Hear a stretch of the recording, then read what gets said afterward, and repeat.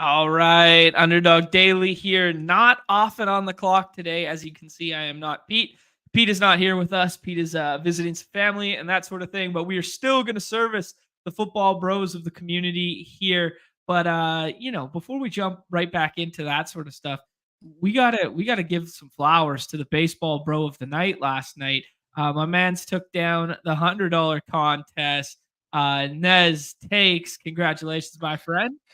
Thank you. I'm not gonna lie, John. That was fun. I'm glad I took that down. I was feeling a little, call it overconfident on the slate. Hopped in a Uh-huh. big boy head to head. Someone was posting a cash game last night. Big boy head to head, Mhm. and I don't know if you saw the end of that Dodgers Rockies game, but I I did end up seeing it.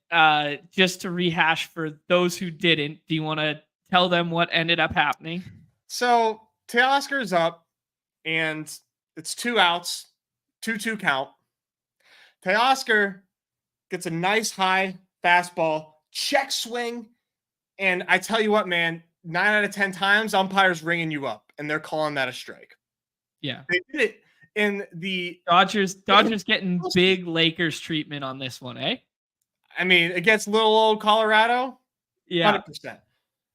So it's full count. Next pitch, man, Teoscar, right center field, absolute tank job, and of course, my opponent has Teoscar and Shohei because he rolled the 101, and Uh-huh. absolutely passes me. And I deserve this because like I was feeling good after Brenton Doyle absolutely robbed Shohei earlier in the game, but he hits that tank job, and now it's a tie game, or maybe they took the lead. I think they took the lead on They that took the home run. lead. And Yeah. and Jake Cave in right field is just chewing out that umpire. It was pretty awesome to see. But yeah, that one hurt. That one hurt. But So I that was one winning cost before then. that cost you the head to head, but did it win you the $100 at least? No, I was already winning when that happened. So Oh no, because I saw you had Teoscar on that team, and you didn't even need the score from Teoscar to win it. maybe, yeah, you know what? Maybe that did. Maybe that did. I was a little too flustered and caught up in that 1v1. Yeah, But fair oh, enough. rip me. Let's But see. yeah, that was cool. I've been complaining, not complaining, just talking about the baseball struggles. But the Mhm. past 2 weeks since I've came back from Portugal and had a week to like take my L's, I'm kind of finding my footing again. So I'm, Good, man. your boy's feeling good. I'm heating up, man. You better watch out. I love it, man. I love that. Did you get some daytime diamond stuff in? No, I didn't do any of that. I did some. I've been trying to get as many puppies in as possible. Um and I was doing the main slate because Numi, the absolute madman, dropped another 30K for the main Yeah, I love it. slate. So I've been trying to get those drafts in. Today is a pretty fun slate there. I think we'll cover that probably later since this is typically our NFL show. But yeah, Mhm. excited to talk about that later. Yeah, absolutely. Seen a bunch of good GMs in the chat. Seen a bunch of our members in here, but most notably, our guy Chipsy. We bullied him into re-upping his membership here. I love it, dude. I Oh, know. It's so funny. great stuff. Yeah, this is a good shout from Nick that the opponent hit the Buffalo Wild Wings button on your ass. Yeah, Rahul, I'm coming back. I don't know if I'm going to come back for that. I got to get my lick back, but that that was not a good way to go to bed, I'll tell you what. I love that. This is a sick shout. I just got to get this one in here. Michael saying that Rocky's Connor Joe jersey was lucky for him this weekend. That's sick. Wearing a Rockies Yeah. Connor Joe. That's Yeah, he went tight. to the game, he was telling me in the comments. So that's awesome. I love that he has that. Love to see it. Okay, before we jump into football, let's talk two hot button buzzy issues, topics, whatever that are going on in the space right now. The first one being the overlays, the HUDs, the displays, the draft caddy, the sidekick, the whatever. First things first, on the name sidekick. If you do not think of Kelly Rowland flipping up her phone and going full Excel typing to Nelly in the Dilemma music video, when you hear the word sidekick, you're not my guy, man. You're just flat ass wrong, because that is the only thing I will ever think of in my life when I hear the words sidekick. It's a good litmus test. Are you old enough for the show if you know what the hell John's talking about? Yeah, there you go. One thing I would just want to say, I reached out to Crane yesterday. They did vet it with terms of service. So I know there's a lot of blowback, like, hey, this goes against terms of service, this goes against whatever. A member of their team reached out to Underdog and blah blah blah. So it got the thumbs up. So the whole discussion about terms of service, I think we just have to put that one to the side because I think there's two separate conversations going on right now. Right. What's good for the games, what's mushing the edge in these games, what's good for the sustainability of games, and then the other question is it legal, is it allowed, is it terms of service?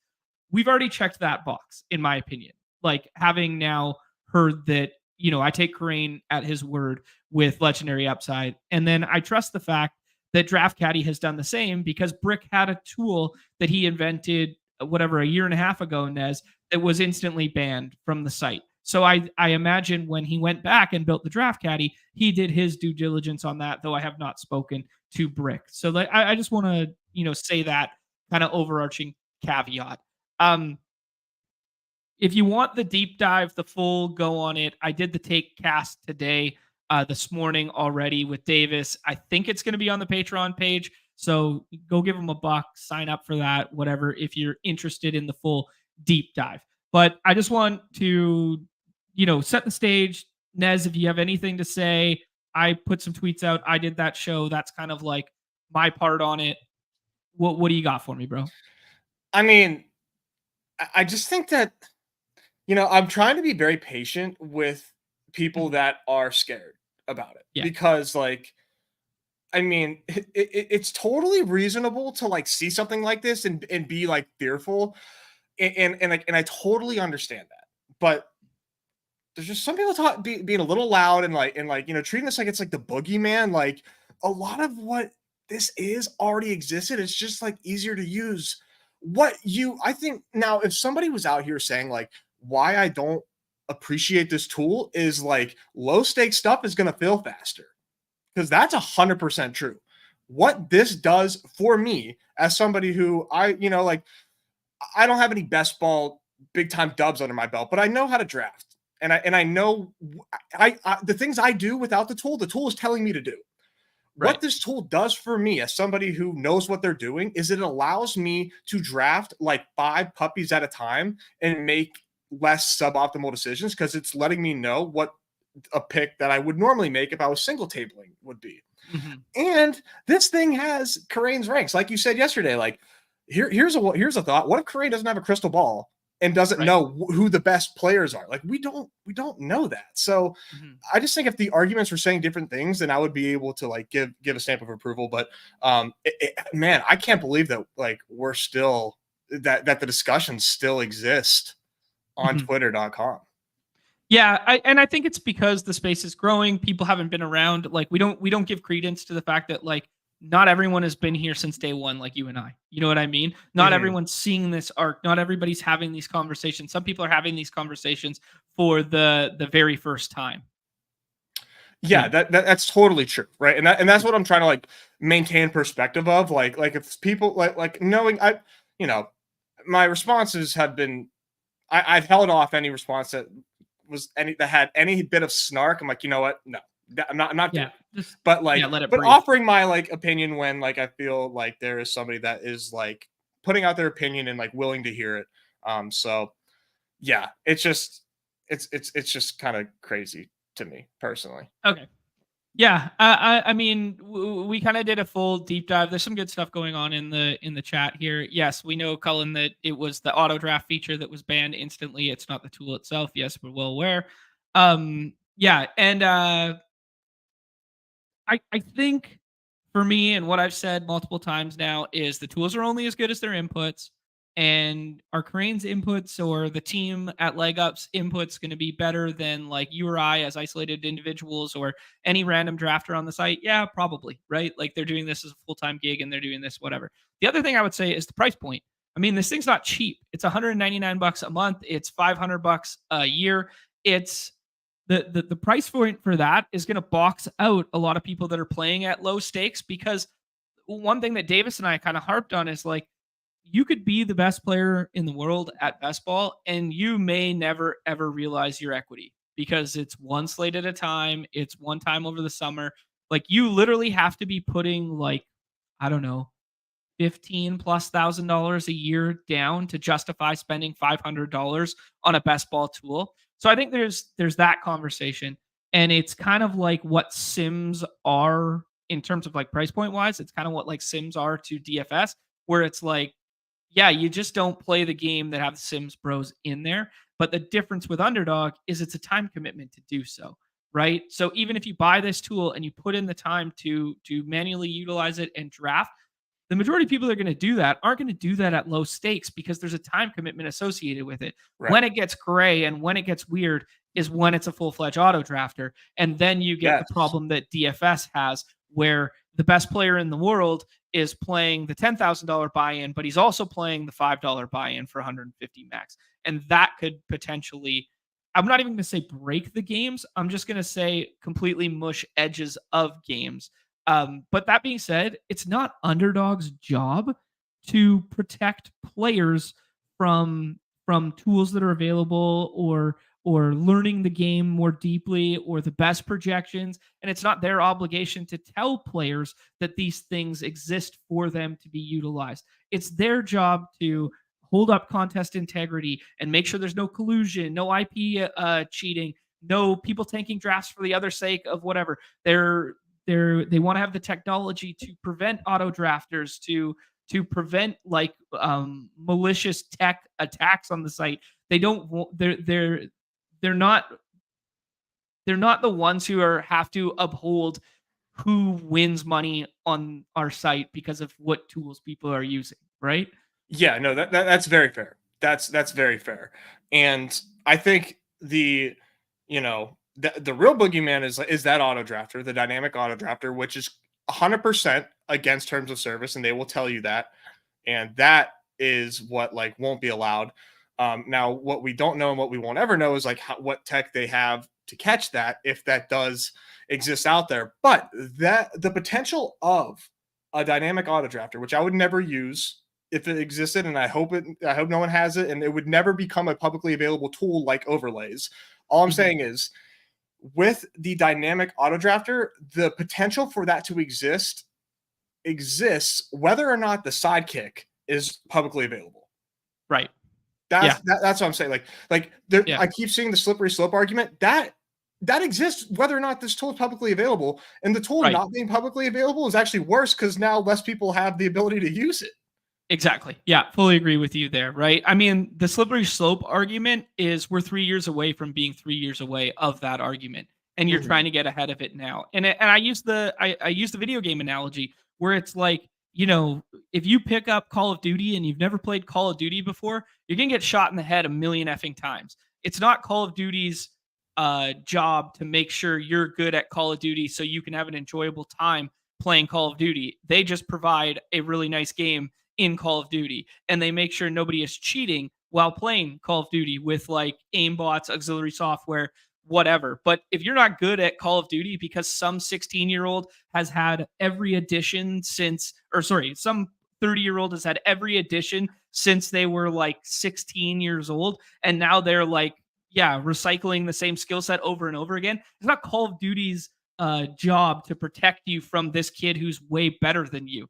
Right. So it's anyways, there's a ton of stuff to unpack here. I'm very in lockstep with No Bo Sox. It's very different than GTO Wizard because the answers given are like not correct necessarily. They're opinion and subjective based, right? They are closer to optimal, but like nothing is spitting out actual optimal.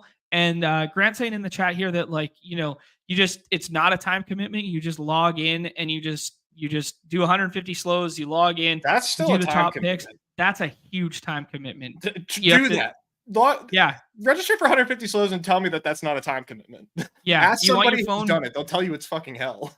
Right. Yeah. Like that's at minimum, that's like 18 to 22 minutes per draft.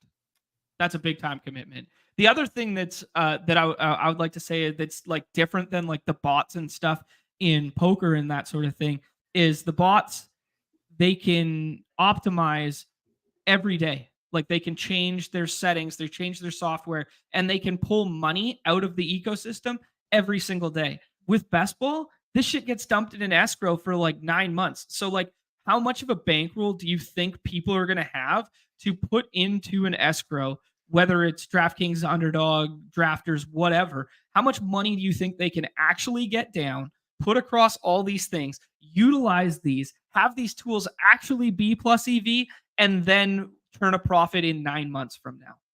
Like, you're probably better off throwing that shit in a savings account. Dead ass. Like if you're looking for like ROI in terms of like your money relative to money that you're going to get back out of it, like we always harp on this being ROE, man. It's return on entertainment, because it has to be fun. It has to be worth your time. If you there's a reason right now that like Brick, Nerdy Tenor, Uticow, like you don't think they know that Underdog exists? There's a reason they're not 150 maxing every single contest over and over and over again, and they're not coming over from the DK streets because, yeah. Anyways, No, dude, this is very good. Like these are really good points. I'm glad that we are like dedicating the beginning of a show to talking about it so we can, firmly direct comments, our opinions about what's happening to this specific episode, because it's all the rage right now, man, because we don't have real football yet. So we just, like that's part of it too, is there's nothing else to talk about because, not enough people play baseball. So they just talk about what's the latest going on in the best ball streets. Yeah. Here, this is a great point from Trey. Like he's like, he's had every edition of COD and he still sucks. I mean, yeah, that's I've downloaded every single update for Underdog since Underdog's been out, and I still suck. Like, like it's inevitable at some point, right? Like, yeah, that's a big distinction that the Pound's bringing up. Like the rankings element of it is subjective. Like the inputs will always be subjective on basketball, and like the elongated time in which these things play out, it's like even if you were perfect with the math and you ran a sim for like a million iterations of BBM5, like you're still going to need a 10 to 15 year sample of BBMs to realize your equity. And you know how much overhead capital that is, like plus time commitment? Yeah. I think we can get really serious about it when it starts infiltrating like the daily streets. And it's why it's kind of funny. As I said this with Davis, it's like I was the old school boomer advocate of like, don't release the data guy. And it's kind of interesting to be the also kind of like these tools aren't mushing the games guy.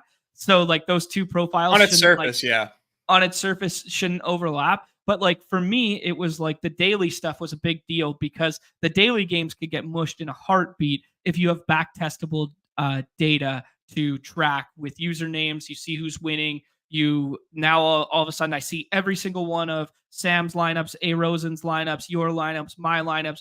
Okay, what are these guys doing on a nightly basis? Oh, I can reverse engineer their exposures. Okay, now I can put this into a computer, and now like player names are completely irrelevant. All that matters is like what the payout structure was, how many games were on the slate, and what the implied run totals were for those, like using baseball as.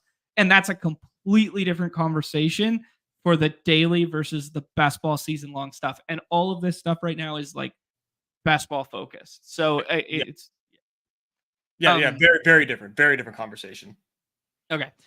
Just had to hit that off the top there. Really happy to keep having this conversation. Really happy to have people on. Really happy to hear multiple opinions. I know Neil left us a really nice long comment in our last video there about it that was well thought out. I have to go back and reread that one. I was reading it this morning and kind of foggy in doing so. But yeah. Anyways, let's shift gears in a major way. Let's do a draft. But right before there, we got to talk about something that I was tagged in almost as many times yesterday, Nez.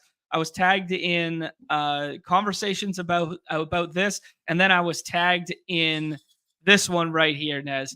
This is the first pitch. I will make this larger for everybody. This is the first pitch. Let me see there. Pause it. First pitch by JJ McCarthy here at the Twins game last night. I got some thoughts, man. I got some thoughts. I am going to give him a pass on my this is not athletic metric because I do think this is in fact athletic. Okay. Let's see it. Let's see it because I got Okay. takes too. I've seen it, but let's Okay. show the replay. All right. Here's the replay. Good windup. Good windup. Pulls it into the left-hand batter box. Jogs off in pseudo embarrassment. Do you want to go first? All right. I got it, man. I got the takes here. I'm going to commend him for getting up on that rubber. He goes all the way up to the rubber. We can overlay this with the Jaden Daniels one here, which I have as well. Share this one. And you guys can see that Daniels clearly doesn't go all the way up to the rubber. Okay. He stays, gives himself, what is that? 4 feet, 4 extra feet like this kind of thing. No full windup, triple patty cake, loose arm, whatever. Okay. I'm going to give McCarthy reaches back for a little bit of extra gas there. He's trying to throw a little smoke. I respect it. If anyone played the baseball slate yesterday, you know that it was almost a rain out. It was almost a washout for Minnesota. I'm going to say the ball might have been a little wet here, Nez. The ball could have a little stick 'em on it. It was rainy, tough conditions for anyone to pitch in yesterday.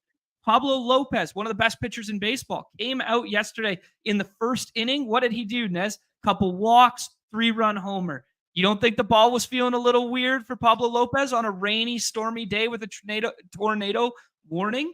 I'm going to say JJ McCarthy, the ball wasn't rubbed up properly for him. Little wet out there. I give him full props for trying to throw smoke, having a good windup, and reaching all the way back from the top of the mound. He missed his spot because the ball was wet. I mean, two things off the top. Tornado watch, distinct difference from a warning. Learn meteorology.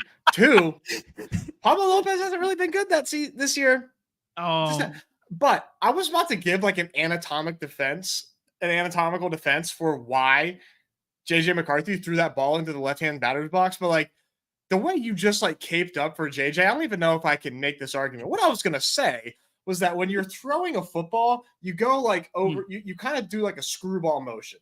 So I think that totally that is why the ball goes into the left-hand batter's box, because he's kind of used to that motion and it's sort of guiding him in that direction. But I mean, the way you just went to bat for JJ, man, I don't think he needs any more defense for himself. I think you got him covered. I think and I'd like to bring it up to everybody's attention here. When we went full Instalytics on him yesterday, we did the Instalytics deep dive here where we know he's looking at the playbook. We know he's learning it with his girl last night. We got, this was the tweet we were referencing yesterday. He is learning it at night. I'm willing to give this guy a little bit of a pass for obvious reasons, Nez. Good for him. Good for him. He's at home. He's not out searching for tail. He's got a girl at home. This is good. He's a student of the game here. That's what I would like to bring up to everybody's attention here. He's a student of the game. Pull up the dog app. Oh man. All right, let's do this. Let's jump on in. I got the baseball rankings up there. Let's jump in. Let's do football first because we are on it and we were talking about that top of mind. Hopping in BBM5 right now. I have no idea what number entry this is for us. I actually did a BBM this morning, actually. Ooh, nice. I was feeling spicy instead of doing a puppy. I guess I forgot that I did do a BBM. I'm at 21 for BBM. Okay. That's it. You're getting up there. I think you're almost back to catching me. I know I started off harder than you. And now I think we're probably close. I'm getting there. I'm getting there. I definitely, I'm still, doing my August thing. I'm gonna wait mostly for August. I don't know that I love my team today though. It was a Lamar team. I didn't get any premium pass catchers. It was I threw Bateman and Likely on the team. I got Bijan at 8 though, so that was cool. It's of course a Bryce Young team with Yep. Adam Thielen. Love it. It's not my usual build on here, but I think structurally it's fine. It has a few different week 17 bringbacks. We're gonna do better here. Okay. All right. I did do something similar the other night with the Lamar, where Lamar fell to like the 4th or 5th, or I guess back end of the 4th, start of the 5th. And I did do something similar where I just took Lamar and then I was like, okay, I'll backstack it with Likely and Baker or something like that. Like I'll find a way to do it. So it'd be interesting to compare those two side by side for one another. Nez, here we go. We got the standard start here, the 4 wide receivers and CMC off the board. Who would you like to select? I think for the sake of we got a lot of badges behind us. I think we should just do Amon-Ra. I have been a Bijan bull, but Amon-Ra is just look at these targets, man. 146, 166. This room's going to be piss heavy. I think you just got to go Amon-Ra. Okay. Sounds good by me there. Yeah, we recognize some guys back here for sure. We see Jumfrey in here. We see the Ciroc DFS. See Cheeseball up here with us. Absolutely. Yeah, XO. XO, baby. Snatch catchers. Haven't seen snatch catchers yet. And he's got a red badge. Where's he been catching snatch? Oh man. What streets has he been in? Yeah. Whichever one's JJ McCarthy's hanging out. Jesus. Yeah, man. You set me up, dude. You set me up. It's a layup. Okay, let's see this. Meatwad's got an interesting point here. We got to go back to this. He says sports with the guys greater than. So he's referencing the Instagram post from yesterday, which is a top shelf caption, which I'm going to steal someday. But can't properly adjust his throwing motion for baseball versus football. It's curious. Okay. I'm sticking with the wet ball narrative. It's the throwing motion, guys. If you've thrown a football with any sort of, velocity, actual, no, never. with proper mechanics, you got to turn that thing over. Flick the booger. Elbow your brother. Flick the booger. Did you get those commercials with Peyton Manning? No. It was like way back in the day. Okay. The one that we always talked about for baseball and when I was like coaching kids and stuff like that was thumb to thigh, ball to sky. That was the baseball motion where you make a mini circle. Thumb to thigh, ball to sky, and then it forces the kid to not keep the seams like this the whole time and makes them turn it over. Yeah. All right. Despite us thinking they'd be piss heavy, a bunch of running backs go there. We got our pick between Adams, Debo, Mike Evans, Nico. Who do you like, Nez? I've been taking a ton of Nico lately. Okay. We're foregoing the week 17 correlation and we're taking Nico? I think so. All right. It's just this Texans offense. I can't get over. And I've also been thinking more. I mean, you want to talk about offenses led by young quarterbacks. Thinking a lot more about the Bears lately in my free time. So the slippery slope. I started thinking about it, and I tweeted out my team last night, and as it's a slippery slope to start thinking about the Bears. What you hear about the Bears is, rookie quarterback. They're going to run the ball. They're going to want to run the ball. But like, who says that? I hear it. I've heard it. Okay. I'm not going to name any names. With what running backs, I would argue, will the Bears be running the ball so heavily? There's probably an argument to be made, at least Rome. I would throw Keenan in there because I'm anti-age curve. I'm not the ageist out here. That this Bears pass rate, I think, is going to exceed expectations, and I'm very excited to hear like what Gretchen and Leone think about this when they eventually do their projections podcast, what they think about the pass rate of this Bears team will be, because I feel like we're underselling it. Interesting. Not something that I had thought about because I just assumed they'd come out and sling it with all their new acquisitions and whatever. Uh, this feels like Stephon Diggs, and we start the Houston double. But if you have a better suggestion, I will entertain it. I am a Diggs bull, my friend. Unless you want to go Josh Allen and set up some Bills. Now let's do the Diggs thing. Cool. Let's do it. Let's put our stamp on kind of what we did on Best Ball Breakfast there, where we hope CJ Stroud comes back and someone doesn't do the tank plus Stroud on the other side, and we can get 5th round CJ. We're gonna get 8th round CJ. Hmm. He's gonna fall all the way to pick 90. Okay. All right. We can push it. I'm not afraid to push it. I've never exaggerated in my life. Oh man. Okay, this is interesting. Run Good Rick has a bro science one for us. How much the Bears will rise in ADP due to Hard Knocks. I did not know that they were the Hard Knocks team this year. Rome is neither gonna did I. steam. Ooh. Well, wait a minute. Let me see here.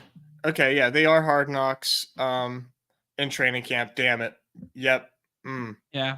But do you think that's going to go the other way? You think how many people are out there like you, John, that are going to get up close and personal with Caleb Williams and turn their nose up in disgust? Well, I don't know. When they just see him on a football field and they don't look at the total package, maybe it's a little different, right? But yeah, I don't know. It'll be interesting because we did see the effects of the Jets last year, right? I think we did. I think we did. You see Rodgers looking nice, slinging it to Garrett Wilson. You're like, oh, damn, they're developing a rapport, blah, blah, blah. Like you do see the steam associated with like the mainstream stuff. It definitely has an effect. Just curious who's going to get that bump. And like, is it Rome? Is it Keenan? Who's it going to be? Because they always highlight like one player. I think they will really focus. Like if I was just guessing, they would focus on like Caleb and Rome, and then they would do, then they do their kind of like cut fringe guys, and then they talk up like bringing in the veteran leadership of like Swift and Allen and blah blah blah. All right, Nez. I'll flip to ADP for you here. We got your boy Pickens, ETN, Christian Kirk, one of the biggest risers recent memory. Isaiah Pacheco. We could do Andrews and set up the week. I think we got to do that. Let's run it back. We basically like what we did with Pete. It's just like such a fun way to start a team. Yeah, let's run it back on the week 17 stuff there. I don't know if you guys saw when I was just clicking that there, the draft button has changed. The green draft button. I think it changed back for me now.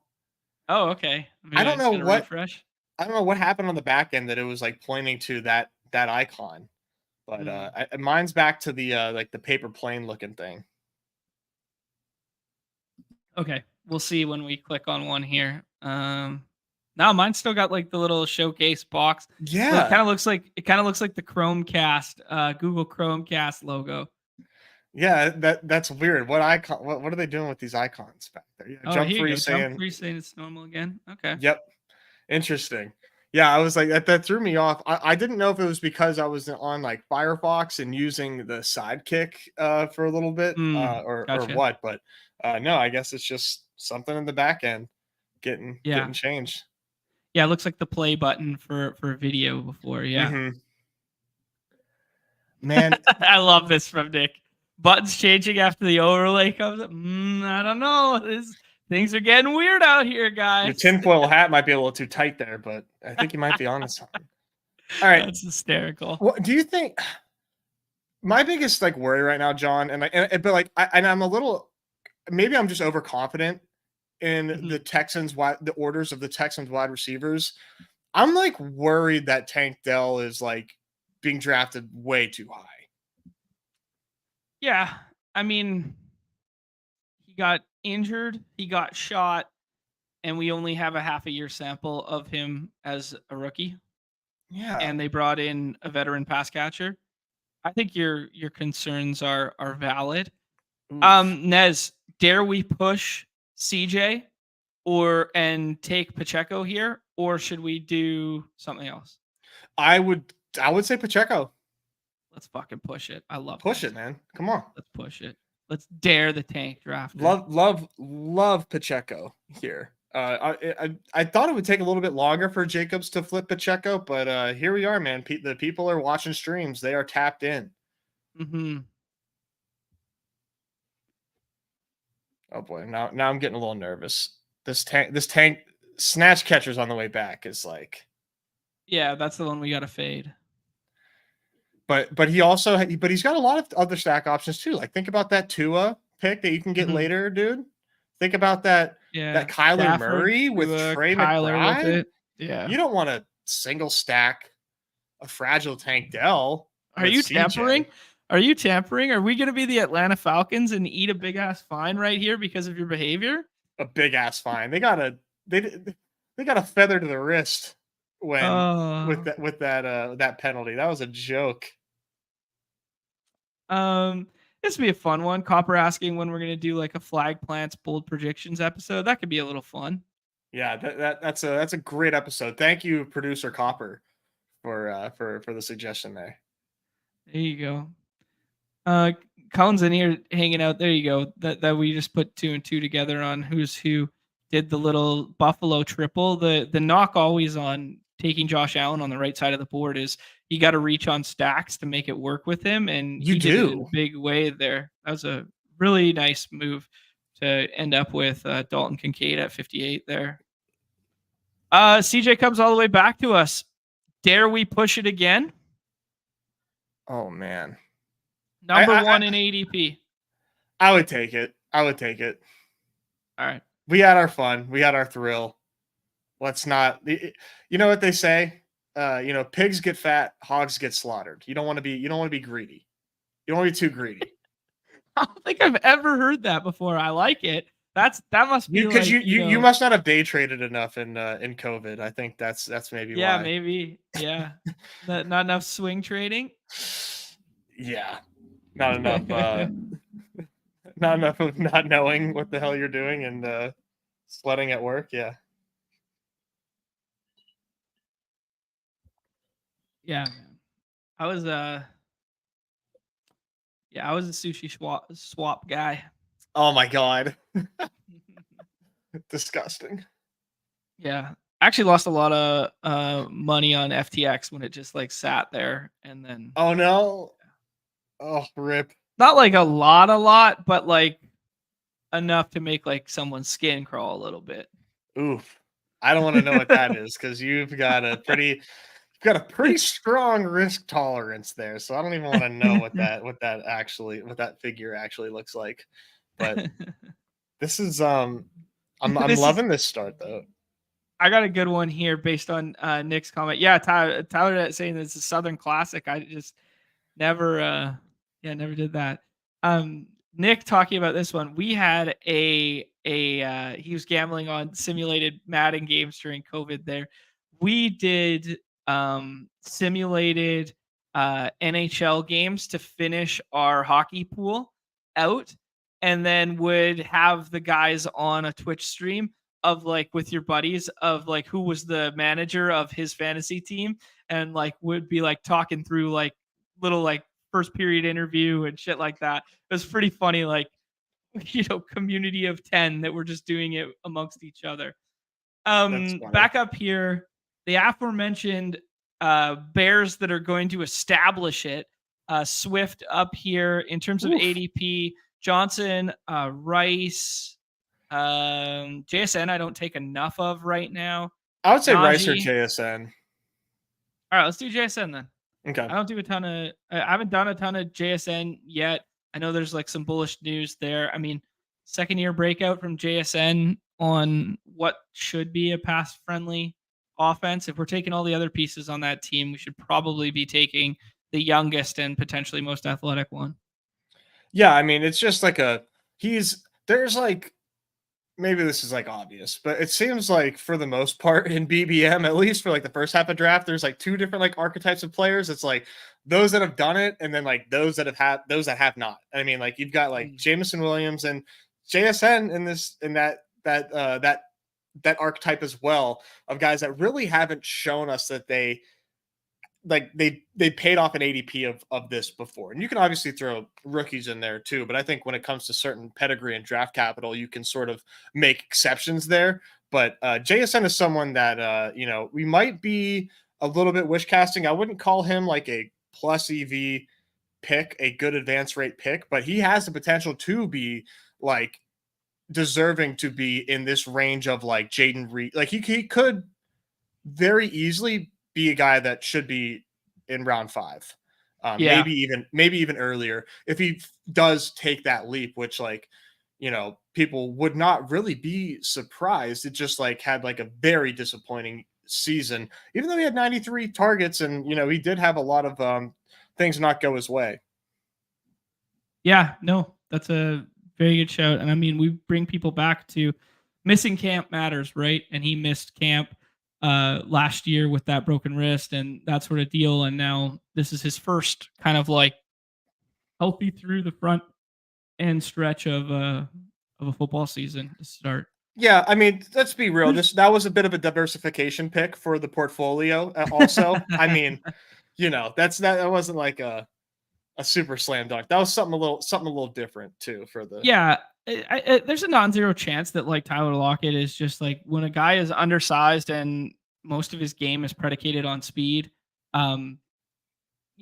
He's a big fall down before he gets hit guy and like this sort of thing. The new coaching staff could just be like, you know what, this guy's a little older and more washed than we originally thought when we got here. Let's go with the new young fun talent, right? Yeah, exactly. Okay, Nez, we're about to be back up here. I think running back feels best. We're currently at a 1-1-3 or 1-1-4-1 rather. Tyler Lockett does set up a double. Cortland Sutton or Mostert, Moss. Connor's my running back of choice here, but if you want to overrule me, I will not fight you on it. I will. All right. You know what? This team. All right, we'll let you have Connor here. I am not a Connor bull by any stretch, but we've already done a little JSN divergence. Maybe we'll do the Connor divergence. Although I was thinking in the back of my mind that the best ball breakfast team we did with Pete that did look similar to this, we did take Connor on as well. Oh, damn it, man. Yeah. You got to make me switch it up. The only thing that's different is we have JSN. Otherwise, it's like the same exact team. Thanks, everybody, for tuning in once again. We appreciate it as we draft the same exact team that we did before. Unreal. Oh, man. Oopsie daisy. Yeah. Yeah, that's all good. I think Zach Moss would have been my pick there on my lonesome. I'm a little bit of a Zach Moss stan. I like it. One of the things that I kind of have concerns with, and like I know we just took Rico too, but I think with the Bengals backfield and the Cowboys backfield, I'm pretty worried about like an addition coming late in the offseason to one of those teams. Yeah, that's a very fair point. I mean, Samaje Perine fits both those teams beautifully. Like, well, yeah, the Bengals could totally bring him back. Does make a lot of sense going to Dallas, but obviously if no moves happen there, Rico is easily one of my favorite running back picks if that happens. And then your boy Zach Moss, I think, would then become like a very, very awesome pick as well. If no other additions are made there. Okay. Sounds good. I'm seeing some good stuff in the chat here. Nathan suggesting he puts an FTX size bet on James Conner there to finish ahead of his ADP. I do. Is that a good or bad thing? Because FTX went to 0, so I don't know what does that mean. Okay, what do you think here? Not Pollard because we took Pollard on that team as well. Holy shit! I was about to suggest James. I was about to suggest Tony Pollard. All right, you know what? Fine. No, dude. Let's do Lockett. Let's do Lockett instead. Lockett or Shaheed. Okay. Lockett does set up that. I don't want to do the same exact team. I can't do that. that patented Geno double that we've fallen in love with accidentally somehow in recent memory. But yeah, maybe we can find a way to deviate from that, even though, we can encapsulate some of the upside of two Seattle wide receivers and maybe not need the thrower as well. We could potentially find a unique angle to go with this one. GA throwing out the podluck narrative. Maybe that is a reason. Maybe that is a good excuse to just fire up the same teams over and over.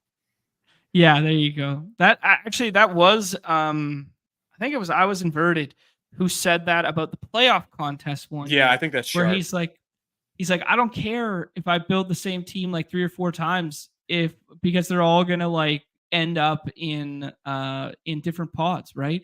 He's like I would want to get this team through. So, yeah. Even our guy Best Ball Viper for the Mhm. Zamboni, he said he had 15, I believe it was, Edmonton and Panthers teams drafted. Wow. Not a Yeah. single one is alive. Wow. Yeah, that's crazy. Brutal game. Yeah, that Brutal is a game. brutal game. Yeah, because like obviously those things get through and they're smashing, But that which is should kind also of be like crazy. it should be an endorsement for like these games, like even if you have the answers, even if you have something doing what should be done, like it's Mhm. still these games are still so hard. Yeah, no, absolutely. Seth likes our picks, so we got that going for us. I I love that. respect it. Yeah. Anytime I see like Chipsy puts jack off numbers in the chat, every time I see something like that, I think of the scene from Silicon Valley. Have you seen it? No, I know the show, but I have not seen it. There's it's I'll tell you about it once. It's you just got to YouTube it. It's one of the best Okay. scenes around. Okay. Mike Williams kind of an end of a tier for me, and then we could just kind of grab whatever running back comes back. I did see some sharp people putting some lowers on Mike Williams season long stuff though recently, so I might be an anomaly So there. brave to think that the guy, dude, Mike Williams, dude, let's do it. All I right, let's totally do it. agree.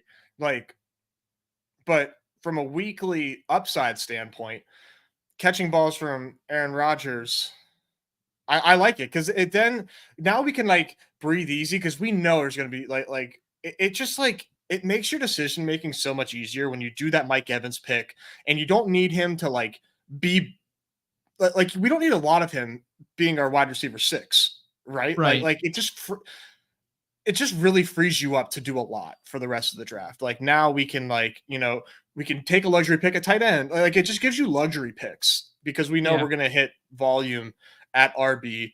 And plus we have like 2 decent running backs too to start. Yeah, that's a good shout there. Sam alluding to the fact that the pods were pretty tough for the semifinals and puck. Refresh my memory there, Sam, like just in terms of like what made it tough and what didn't. I think Edmonton didn't score a ton of goals against the Canucks. That was kind of a thing. Like that was even though it went 7, it was kind of a tightly contested series. But yeah. Yeah, this is Nick saying similar in the basketball. It does feel like Celtics Mavs because you did need, Pacers to push that through, or you did need Jokic to push that through. Some good comps going on there. It's something that's not talked about.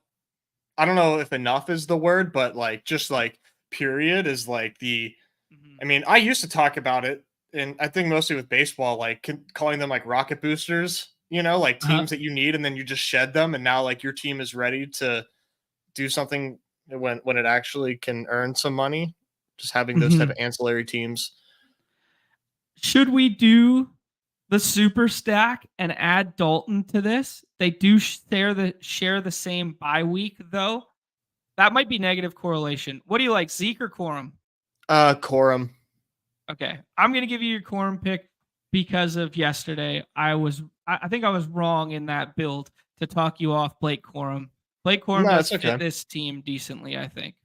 Yeah, I think just because we have plans of probably making this a 6 RB team, that Mhm. if Corum gets off to a slow start or only has like spike weeks here and there, it can kind of offset the variability with him. But I just do That feel very strongly that he's going to have somewhat of a standalone role. Maybe it isn't like one that is going to win you a pod, but I Mhm. do think that he does have some standalone value with obvious contingent upside. Okay. Yeah. Oh, there you go. Sam saying that Edmonton and Florida were both really high owned because they were kind of like the chalk and stuff like that. So there were very Oh, few dead teams to get through. That checks out there. Oh, here. Fastball Viper getting in here. The man of the hour there. Needed to have one star player from Boston or Dallas. Maybe my teams were pure Edmonton, Florida. Still kills me. Yeah, that does check out there. Seth alluding to the fact that NFL playoffs feels much more straightforward with single game slates versus variance in series length in the other ones. Absolutely, 100%. yes. Yeah, It's so and much more straightforward. yeah, and the also the variance in just touchdown scoring because like that boost of like a touchdown is like so significant that it makes if you win a game 21-7 in the playoffs, for instance, and Juwan Jennings is the guy who scored a touchdown, he's instantly going to be scoring for you. Especially if the entirety of a weekend is low scoring, like if wild card weekend for whatever reason was low scoring. So it goes so much further, the scroll the F down ones. Shoot, Nez, here we go. Ford, Chubb, Justin Herbert, and get like a cheeky little backdoor stack with it. Ty Chandler. What do you like? Another week 6 buy, but like Ty Chandler screaming at me. I might have to do Lloyd or Ford here. What do you think? You make this You call. Any of all these right? running backs? Let's do Ford. I think this team needs points, and I think Ford is going to Yeah. give us access to some points. Lloyd is another like kind of like contingent dart throw. Ty Chandler is access to points plus contingent upside because I do think he'll have a role no matter what. But the overlapping 6 buy was kind of like the deal breaker between those two. Yeah, that's a bit much considering the capital that we have right Mhm. now. That was enough to kind of use as a tiebreaker, I think personally, especially when the projected points there I don't think are that much different. Okay. Yeah. Like that one. Yeah, and Chip alluding to the fact that you're guaranteed the same number of games in NFL versus like the It's series true. length. Yeah, a Yeah, big. it's just way more straightforward. All equally fun though. I love playoff best ball. I'm a Mhm.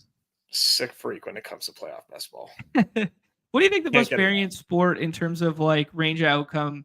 Like let's rank the sports in terms of like the chalk winning in a sport. Now it's not cut and dry because the teams change year over year, and Boston was a big outlier this year comparatively.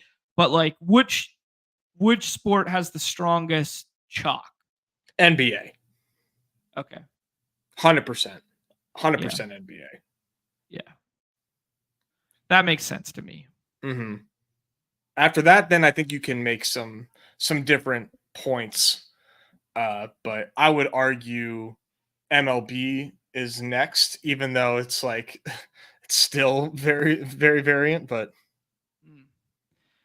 Now, Nez, I was gonna maybe say Cole Kmet as a bring back, but I don't think we want that because Mark Andrews is going to be our Week 17 bring back on this team if things break right. So I think Algier maybe or Burton, mhm. something like that. What do you like? I think Algier. He feels like the same bet as Ty Chandler, but at a lower price point there. Maybe not as high a ceiling because he'll never take the job, whereas Ty Chandler could just straight up take the job from Aaron Jones potentially. I doubt it, but range of outcomes. I don't think Tyler Algier would ever take Bijan Robinson's job. But Right. just in terms of like, role plus contingent upside, he's not scoring zeros week over week like Marshawn Lloyd potentially could be. I think even in the worst case scenario, he's getting 6 touches, 7 touches a week. Yeah. No, I like. Yeah, I do think Bijan will have a stronger role with the new coaching staff, but Tyler Algier is clearly good enough to have earned a role with strong contingent upside. Yeah. Super high, like Um, Grant's saying. Yeah. Let's go back to the question in the chat here, ranking those sports. Blake suggesting NBA, then NFL, then NHL, then MLB. I think that's exactly how I would rank it. Sin is saying almost the same, but flipping MLB, NFL, saying NHL is the most variant. What do you think, Nez? Yeah, I mean, like NHL, we just saw Boston lose in the first round Yeah. last year. That was pretty shocking. I said We did NFL. see Tampa Bay, President's Trophy winner and back-to-back record-setting seasons for Tampa Bay, and then they got swept in the first round by an 8 seed in the Blue Jackets. I think that was like 3 years ago. Yeah, NHL seems insanely variant. I said NFL more variant than MLB just because it's a 1-game sample. That was just Okay. the math in me. Yeah. Is this Bateman? Yeah. Bateman, Vidal, or Rogers for the stack with Mike Dub. We might get Rogers on the way back. Bateman or Vidal? I think Bateman. Okay. It feels whatever. I think I would consider making this a 7 wide receiver team. Amon-Ra, Nico, Stephon Diggs, JSN, Lockett, Mike Dub, Bateman. Where would you spend the draft capital then? Potentially 2 more running backs. Okay. Or tripling up at, if we get a really late QB pair to stack. Mm-hmm. I think it could be that 8th wide receiver. But I would wait until round 18 if I was drafting on my own to like make that decision because I think we have pretty strong wideouts, and I think most people would be afraid to go 7 wide receivers here, but like pretty strong. Yeah, we spent room. we spent 3 in the first round. We made a heavy bet on the Texans. Audio listeners 1571. So we're debating where to spend the capital here. I think it's a 5 at the onesies then if you're going to do that, and it's a 6 running back team. But Trout, Pacheco, Connor, Corum, Ford, Algier, Amon-Ra, St. Brown, Collins, Diggs, JSN, Lockett, Mike Dub, Bateman, Andrews team thus far. Probably, I mean, you could get away with this being like 2-7-7-2, I guess. You know me and the respect I have for the running backs. Yeah. You and I, that might be like the 101 differentiator between you and I in terms of structural drafting this season. Yeah. All right. We have our choice between Rogers and Geno. Nez, sell me this pen. Ooh, dude, this is a tough one, right? Mm-hmm. Yeah, we got the double stack right now with JSN. Conklin's still on the board, though. If we wanted to go that route for... Yeah, Conklin's still on the board if Rogers. We wanted to go that... Okay. I think Rogers, yeah. We do a considerable more Geno than we do Rogers. So I know. That one probably feels like a... Yeah, we're diversifying, bro. Yeah. That's what the tools are telling us, man. We can manage our exposures on the fly. Imagine if we had the caddy up right now. It would tell us how much Geno we have. So here's what I'm saying is but I think instead of doing that 8th wide receiver, if we get a major Geno fall, I think you just like make that luxury pick with Geno is kind of what I think we're sort of set up to do. I fully agree with you. Okay. I would love to spend 3 tight end or 3 quarterbacks, even though it's a Shroud team. Mm-hmm. I'm a huge proponent of it, man. I'm been quite outspoken about my quarterbacks exposures this year and how the name on the screen isn't really pushing me any direction. That's another difference too. Is like I'm a big time. Like if I get one of these like top 6 QBs and one of these top 6 tight ends, like I typically don't do 3, but I'm working on I'm working on adding more threes into my portfolio when I draft those tier of onesies. Because I think it's important. I think it's a blind spot for me. I don't think that I'm doing anything super optimal. I think it would be a disservice to not mix that up. Okay. Yeah, I respect that. Burgundy Bets with an interesting question here, and it's going to be a relevant one, directed at you, Nez, as the season kind of progresses here, and we're dealing with these new draft rooms. Like, many more recreational players are going to be coming in here. They're going to be doing more of the unstacked quarterbacks. They're going to be sniping ADP picks, blah blah blah. Just thoughts in general on that. Yeah, I'd say unless you're like drafting on stream with people that are going to draft in a way that you can predict, don't push your stacks too far. Go and get your stacks, get your guys, because otherwise you're going to have a suboptimal experience. Like it. I think Gino. Yeah, let's do it. I don't really care if we get Conklin or not. Right. We've got options. Yeah. I do think as we go further down like this drafting window and stuff, it will be harder to like set up your stacks like this and trust that Gino will come, because someone, like Drake May goes here and he's setting up this Hunter Henry, whereas like a recreational player probably won't click Drake May there because they'll just see ADP and they'll probably just click Gino. Yeah, there's a time and a place to be super respectful of ADP. And if you have a stack that you are clearly attempting to build and you have to reach for, even if it's like Caleb, right? And you have like a double stack of Caleb, but you have to reach like 5 picks for Caleb, just reach, just grab them. I think there used to be an old school mantra of like maybe like 2 or 3 years ago of like the data showing us reaching for stacks is like minus EV, like don't reach spots just to stack. I think a lot of that shit is just flat fucking wrong. We gotta say what up to Chad, man. Chad hasn't been around in a minute. We miss you too, Chad, but he drafted his first BBM this morning. He's gonna be jumping in hard. Get ready, baby. Here we go. The king is back. Love seeing Chad. Chad, a legendary member of the community. McMillan goes there. We probably got to think about running back and or tight end here, Nez. Any leans? It's pretty. It's gross, man. It's gross. Yeah, we're gonna have to get creative. Oh yeah. You love Colby Parkinson. Do I? All right. CEH. Stu Parkinson. We do a lot of CEH. Stu Parkinson. Let's play the narrative of. You used to love Colby Parkinson. I don't think I'm putting takes in your head. Yeah, but I'd always do it just like as a stacking fashion. Rams, I do know week 16 correlation with our Jets pick there, if that matters to you. So at least we're getting a little bit correlated there. Nice. Parkinson, hashtag follow the money. And, Tyler Higbee is a 100% pup list candidate. So.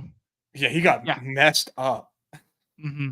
And you can say that because he's not that great of a guy. So you can say that about a guy. He did get messed up. Let's look at the Spotrac page for Parkinson and feel better about this. He's making $7 million for the next 3 seasons. What? Where do the Rams get this money? I don't know. I don't know, man. But that's what they're doing with it. He's like increasing his career earnings by 1,000% over the next 700% next 3 seasons. Yeah, pretty incredible. Second contract guy. What the hell? Yeah, it's weird, man. Shout out to Carrot Sports Management, his agency. Sorry, go ahead. No free ads. We can do something Galbrainy here in terms of like. Okay, let's hear some names. Just start firing some names. I think Samaje as a potential cut candidate going elsewhere. That's who I was. I think that makes a lot of sense. One of my boys that I was talking to as well that dabbles on Underdog and has some, I like to get his takes on because they're usually a little different than mine. I trust him as a football mind. He has been taking a lot of Alexander Madison. Okay. I And mean, like, I coaches can like to kind of play understand Alexander it Madison. He looked really bad last year, for but sure, like, for sure. But yeah, like, it is. He does have, just Zamir White who hasn't shown it yet. Like, there's a lot of faith in the market that the market has in Zamir mhm. White that may not be warranted. So just throwing it out there as a running back that I've been Okay, mixing in. So I'm not just taking, you know, fun. CEH every goddamn time.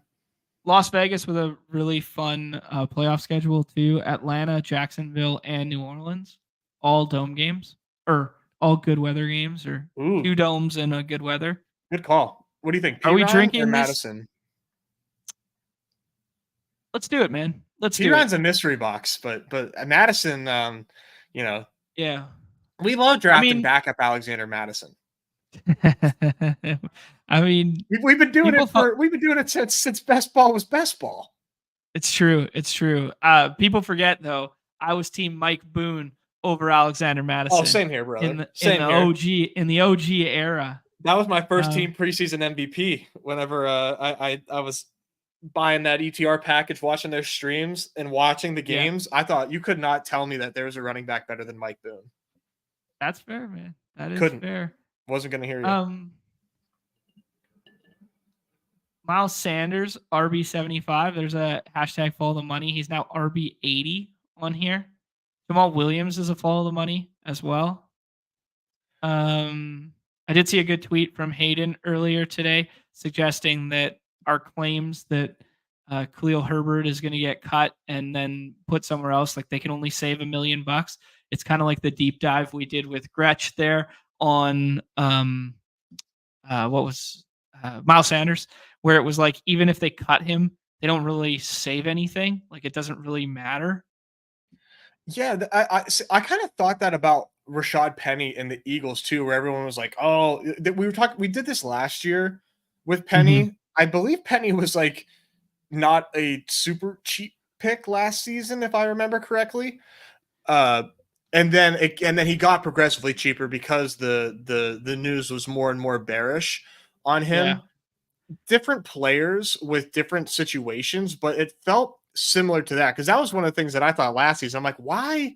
Like issues. it's not like he's a burden on their cap. I didn't understand why they would cut, and they didn't end up cutting Penny, but they also didn't play him.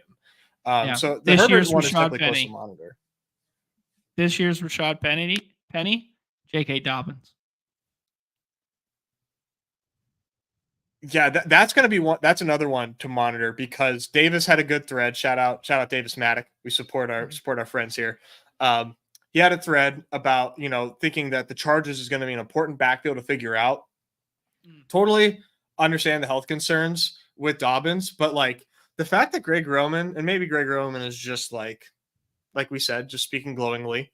The fact that they called Dobbins a huge asset. Okay. I mean, I don't know, man. That had me clicking Dobbins. Okay. Yeah, I mean, like the coaching lineage, he knows the guy, blah blah blah. Like, there's a lot of shit behind closed doors that we don't see, right? So he very well could be in their mind a big asset, right? Yeah, I'm just like, really? Like he's a huge asset for you?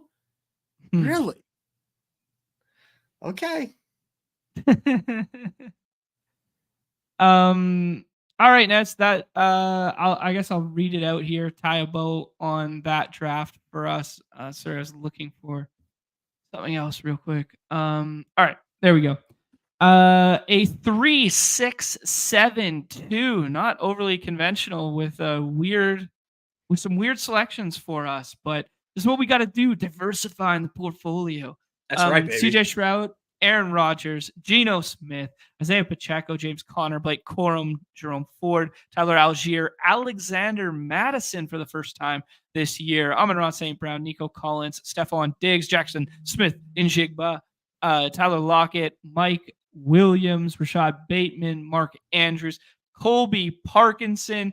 I don't think I fucked up a single name, Nez. I'm back, baby. You did really good, man. I'm Thank impressed. you. I'm impressed. I think no. I was trying to think if you messed something up earlier. No, I think I'm proud of you. Thank you. Thank you. What do you think of the team, man? Little unconventional in terms of three quarterbacks with the Shroud Capital, a little unconventional in like the three early wide receivers, stopping at 7 and then only doing 6 running backs, and a really thin tight end room. I would classify as with a lot riding on Mark Andrews here. A lot on Mark Andrews there. This is definitely a thinner team that, like, more risks than we typically take. I think it's good to have this type of team in a portfolio here. Dare I say, Colby Parkinson is the key to everything on this team.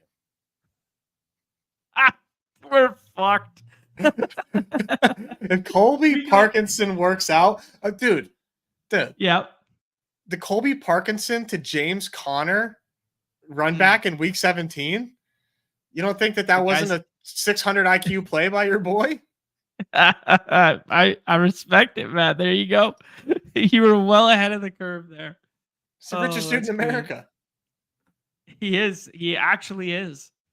Oh, that's crazy. We got a puck trade in the I guess it's not official. Is there no rules in the NHL? You can just do this in the middle of the Stanley Cup Finals? I guess, man.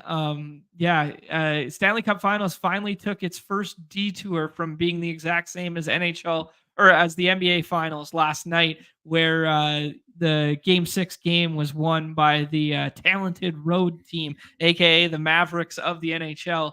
There, so they're coming back to Edmonton on Friday night for Game 6? Question mark? Yeah, Game 6. So that was Game 5. So the series is now 3-2 Florida. But anyways, we got Pierre-Luc Dubois on the move yet again in traded for a Tendy in Darcy Kemper there. So LA solving their need with the Tendies, I guess. All right, interesting stuff. There's our talking puck for the day. I wonder how it grades out in the hashtag model. I'll have to run it through. I gotta wait till it's official. It's like it's a back end thing. It's where whoever filled the stat provider, they need to update it for the model. I have no control over that. Oh man! Apparently, we got another one too. Former Vancouver Canucks Tandy Jacob Markstrom potentially on the move here to go to the New Jersey Devils. Very interesting stuff, man.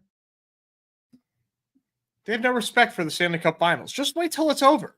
Wait till They're capitalizing on the buzz because nobody else pays attention to hockey in the offseason. Actually, free agency frenzy for puck is on Canada Day. So 2 things that you don't give a fuck about, I am going to talk about. But for years and years, we would get super excited because Canada Day, like especially around here, there's like big parade, big get together. And when we were young, we would crush beers, have a baseball game, we'd play a backyard baseball game, like that sort of thing, then go play puck in like outdoor street hockey in the area in which we lived and this sort of thing. Anyways, that we would be tracking it all day long, like with trade updates, but we didn't have smartphones, right? So the guys would be calling each other, like, yo, man, I just saw on TSN, like, blah, blah, blah. My dad told me that this trade's going down. And it was like, and you're walking around with like tons of people and you're running into people that all over the place because it's like it'd be like a county fair kind of like vibe. So you're just bumping into people and the next person you'd bump into would have like a new trade or a new signing for you over and over again. It was really fun. It's like a really good memory that I have. Anyways. I popped over to the YouTube channel while that was taking place. We actually gained viewers while you were telling us that awesome story about your childhood. That actually sounds electric. I'm not gonna lie. Like that scenario does sound awesome. I'll give you one little nugget to it. We were probably like 17 or something like that, and we had a Tendy who he would not play goalie. Because he was like, no, it's street hockey. I don't want to be the goalie, even though he was the only good goalie, right? And he's like, I play goalie all the time. So when we play street hockey, I don't want to. So we would have to buy him beers or a Mickey for him to play goalie. Like that was like the move where it was like, okay, man, fine. Yeah, we were like, yeah, man, fine. We'll all pitch in. We'll buy you that if you go in net. And he'd play goalie with it like in his back pocket, and he'd look over and he'd have like a little swig every now and then and stuff. Dude, sounds nuts. Man, so good. You got a fellow Canadian in the chat talking about in university. That's how you know. That's the most Canadian thing you could possibly say. In university. That's the equivalent of Australian in uni. There you go. Yeah. Every Canada they bring the TV to the backyard barbecue so they can monitor Trade Center. That's how it's done, Tyler. Big respect for that. Jeremy, no more BBM5 today. We will do another one at point this week, probably behind the paywall on Friday, something like that. But we're going to touch on the baseball slate quickly here. We've already been running for like an hour 15. Do us a favor. We got 250 of us hanging out right now. Hit that like, hit that subscribe, notification stuff. I always forget to say all that stuff. If you're watching on the Twitterverse, jump on over to the YouTube, drop a comment, drop a like, tell us how shitty our teams are. Really helps us out and really helps us coming back on behalf of Underdog to keep delivering. It's fun to draft slates with the boys. Sports with the boys greater than sign. That's how we sum it up. And if you're not playing on Underdog, just use promo code MLB at signing up. Super simple, super easy there. 50% match deposit up to $250 in kickback, which means you deposit 500, you get 250 back. That's 10 BBM fives on the house. Nez, let's talk about the little walk-off Wednesday. Okay. You know what? We're going to check in on my daytime diamonds in real time here. I hope you drafted Mitch Keller, buddy. No, not really. Of course you didn't. I think I did. No. Because you're a fraud. You hate money. $133 is now $30. Way to go, John. You're the best. Hey, DeMelch. I don't know. Oh, nice. There you go. DeMelch. What's leading right now? Hunter Green. So we got a pitching duo in Pittsburgh between Mitch Keller and Hunter Green. And it looks like Atlanta bats getting after Scooball, which doesn't bode well for the Scooball in the first round stock there. And some Cubs getting after it early. And then a one-off Jesus Sanchez. Interesting stuff there. The Marlins became more interesting once the Kyle Gibson was scratched. Yeah. All right. There's your talking baseball update. What inning is this? Do we know what inning this game's in here? No. Oh, that's what the dots mean? They are, yeah, but like sometimes it's like, is it just finishing up? Did it just start? It's hard to tell, but they're in the middle of that game. Okay. Obviously. Well, that doesn't bode well for old John Boy because I think I played like 70% Giants here. We could check in. Well, it was like 90 degrees with winds out, right? Yeah, we just played all Giants and all Cubs basically.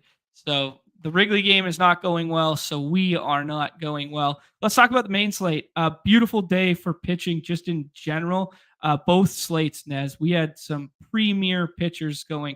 For the first slate only being 4 or 5 games, we had Scooball, Keller, Green, Ronaldo Lopez. We had some beautiful stuff going there. And then in the evening one, we get Garrett Crochet, who's leading the world in everything. We get Cole Reagans in an electric matchup in good ballpark. We get the return of Garrett Cole. I haven't seen anything pitch count related just yet on him, so I'll tap your brain on that. Hunter Brown's been going amazing recently. Joe Ryan's pitching his ass off as well. Bobby Miller making his return tonight as well, but at Coors Field. Kevin Gausman getting no respect in terms of ADP. Currently my favorite click on the slate. Yes, spicy from John as usual. Nez, talk me through it, bro. What's up with the pitching? Pitching is just phenomenal. It's fantastic.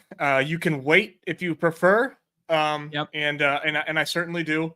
But Cole Reagans definitely stands out as like somebody that if it wasn't a Coors slate, it would be like 103 in draft lobbies, and already does go that high. If you miss out on Ohtani and Freeman, you're going to see a lot of Reagans go that high, and I think he should. Great park, great strikeout matchup.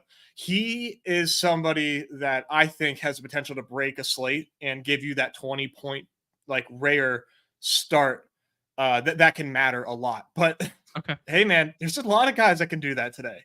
That is the thing. A lot of big strikeout rate guys. Like Taj Bradley today is like he's my Kevin Gausman, where he's in that awesome strikeout matchup against the Twins. He just a couple starts ago, I think had like a 20-point game. Mhm. Totally, I think in his bag to do that once again. Just his last start against the Cubbies.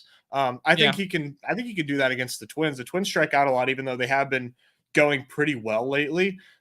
Just against right-handers, they can give pitchers those type of lines. Love that, dude. Yeah, good shout there.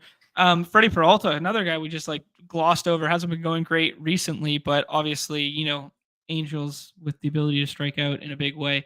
There, actually, did you see the end of the Angels game yesterday? We talked about the end of the Rockies game. End of the Angels game looked like Oppo Taco shot for Taylor Ward. Yo, Yeah, and wow, South yeah, Brelick, right, my boy? yeah, So that was the that. That's what. Oh, go ahead. home run robbery in right center field there. Yeah, man, what a shot and what a catch. It was so funny, man, because I had Christian Yelich in that cash game, head to head. So I was Mm. like, okay, I'm just gonna watch the end of this ninth. Maybe they, maybe the Angels tie it up. Maybe Yelich gets another AB. And I saw that Ward home run. I was like, yes, yes, yes. Like this is what I need. And then Frelick with the Oh, with the snag. I was like, you know what? I I knew hat better. tip, I baby. should have known Hat better. tip. Yep. Yeah, Josh said that Hunter Brown's lucky better. Yeah, the addition of the splitter has been a big, big thing for him. By the sounds of it, Cubs and Giants heating up back-to-back tanks in that one.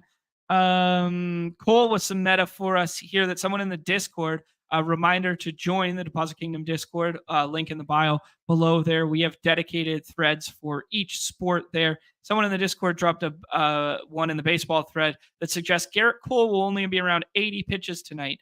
Yeah, I think I might be on team full fade Garrett Cole tonight.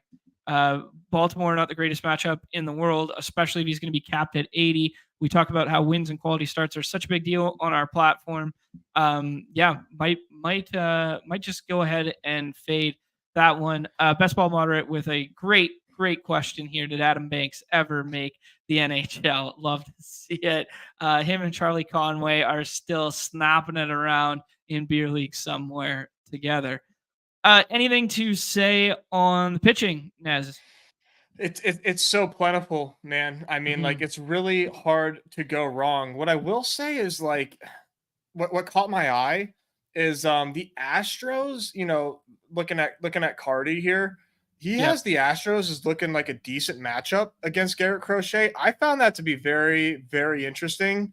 I think that that's wrong, but Yep. it's still like it still gave me a little bit of pause. Like, okay, maybe I'm not going to go nuts on Crochet. Maybe I will go for some just get my guys instead of like reaching for Crochet because I do want to have some Crochet because the Yep. Astros are Tuckerless and potentially Jordan-less if he doesn't start again tonight.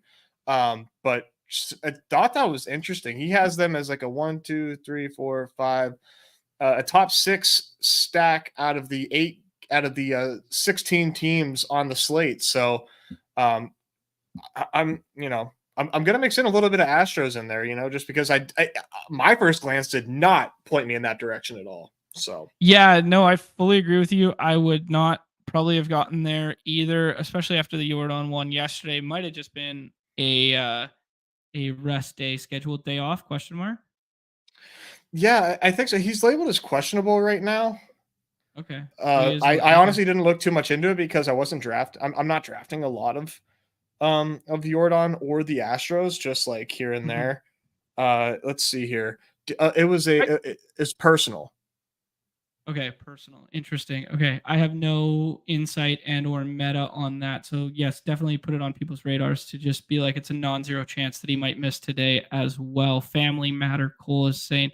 Astros good against lefties as Good park as Ghost well, is yeah. alluding to.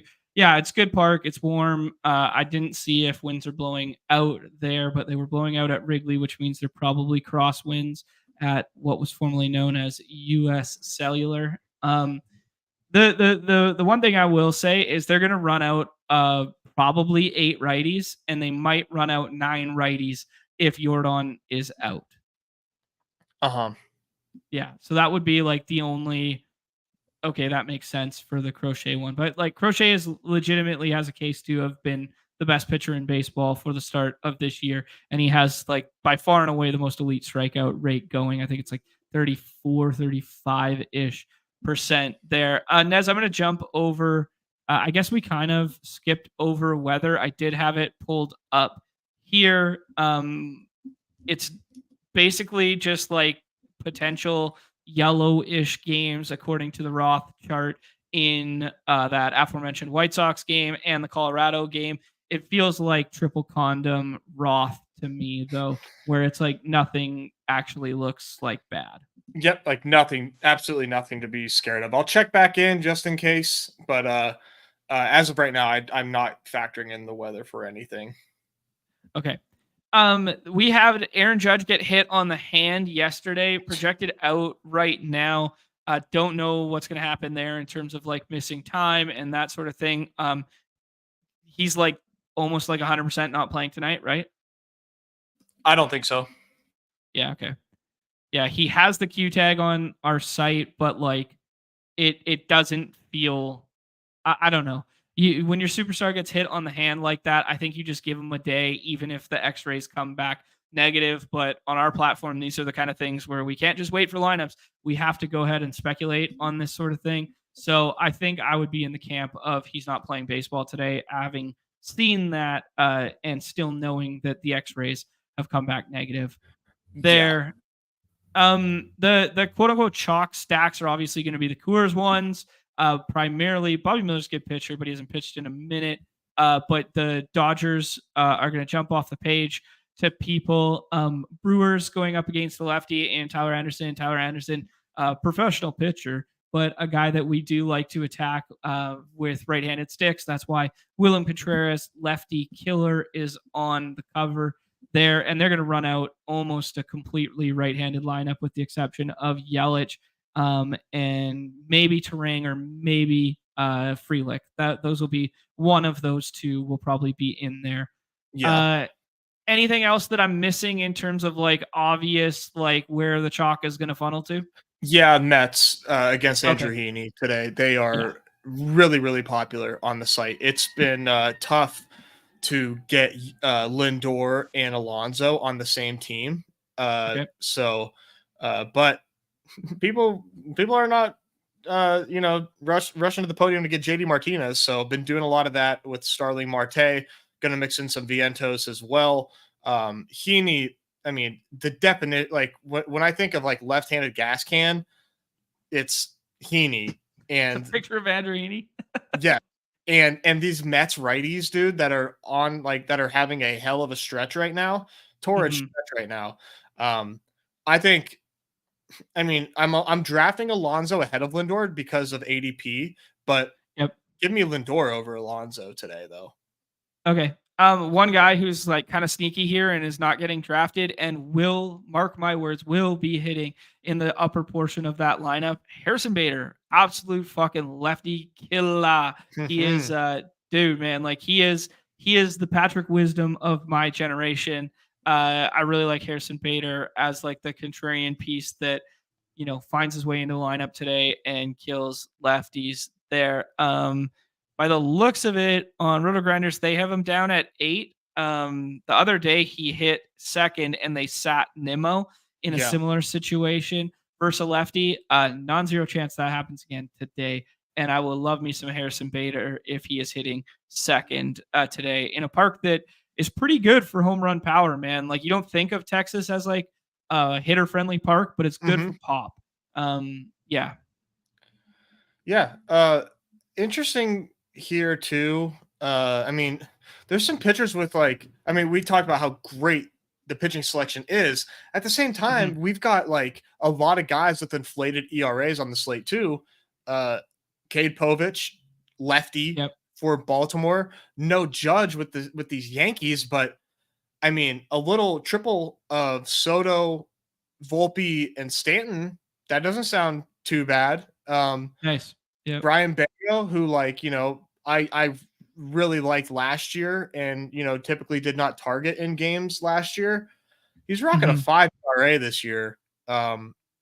Potentially somebody to attack with these Blue Jays that are extremely underwhelming. But Maybe Yeah, that's a contrarian. You know, obviously it's contrarian, but I just don't think it would be super shocking if the Blue Jays mhm. end up getting to him today. No, yeah, that's a fair point. Right-handed power plays okay in Toronto, though the 3-year rolling average, as I always cite, is low-key wrong because the dimensions of the stadium have changed. But that being said, these guys are free. 34 ADP here north of that. No, Davis Sanchez typically would be leading off or hitting second, is not in there today. It's going to be Justin Turner. So there's another contrarian bat to layer on top of the already contrarian stack that you could potentially get to there with that one. Yeah, decent little shout there, Nez. Anything else we're going to be talking about? We are a Luis Medina respectors around here, but it didn't go so great last time out for him. Royals No. have, Royals haven't been the same team they are at home, but they are in a tough ballpark here. But some little like 2s and 3-mans built around Bobby Witt Jr. feel okay. Anyone else you want to bring up? No, Medina's getting some respect from the models though. So, Okay. Something to consider. His K rates have been way down compared to his career. So that's interesting. But Mm, I mean, if I do enough drafts, I'll do a little bit of Royals though. Okay. Yeah, everybody knows that I will find my way to getting to the Rays, even though they have one of the lower implied run totals on the slate, because I am forever a Rays slappy moron when it comes to that team. You want me to find a way to get to ugly, ugly teams with right-handed power, even against righties? I'm that guy sometimes. So, They're gonna go e- like completely untouched today. I will say yeah, completely untouched. So it makes sense, right? Like teams that are not terrible. mhm. You know, we obviously think Joe Ryan is a good pitcher, but like I can't help but like think of him as somebody that like gets hit when you don't expect him to get hit. You know what I'm saying? Right. Yeah, I that's like that. fair. One that I will bring up is like Miguel Vargas just got called up and he had a decent day yesterday. I think he had 18 fantasy points, something like that. I don't see why you would call up Miguel Vargas in like the absence of Mookie Betts here and then play like Kevin Biggio over him. This lineup doesn't look correct to me. I think you go back to Vargas again. What do you think?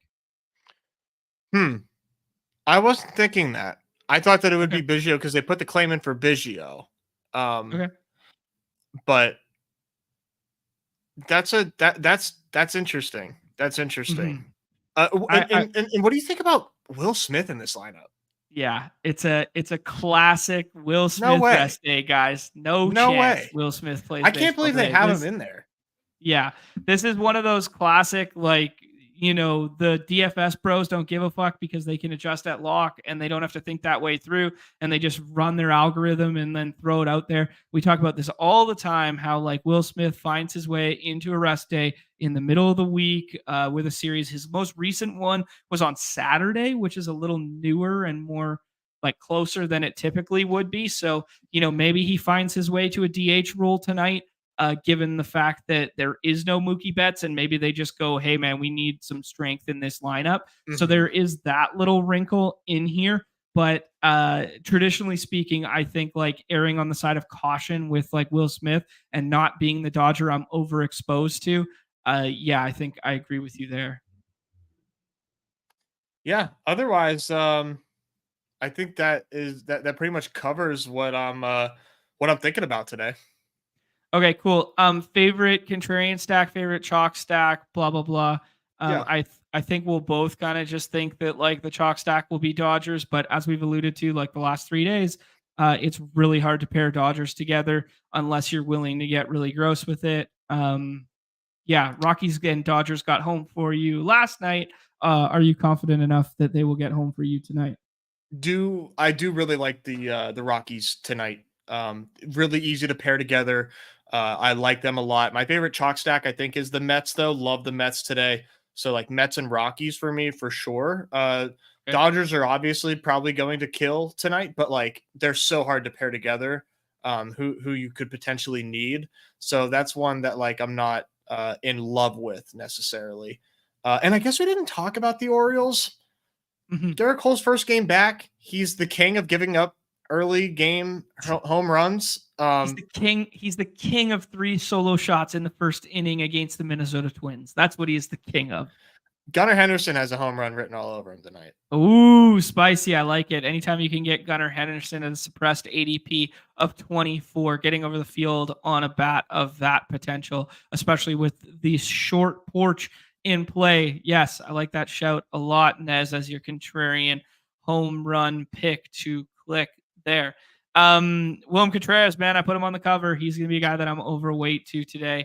Lefty Killa, and that park's playing decent. For Pop, he should be in there hitting second. Yeah, that's a good shout. Shall we do this? Brewers look good, but I respect Tyler Anderson so much. Yeah, let's get in a draft. You are the Tyler Anderson respector? I love Tyler Anderson. Crafty lefty. And you should love Andrew Heaney. No. They're the same dude. Oh, not even close. Oh, not even close. That's crazy. That's a bad. That's a bad comp. I know.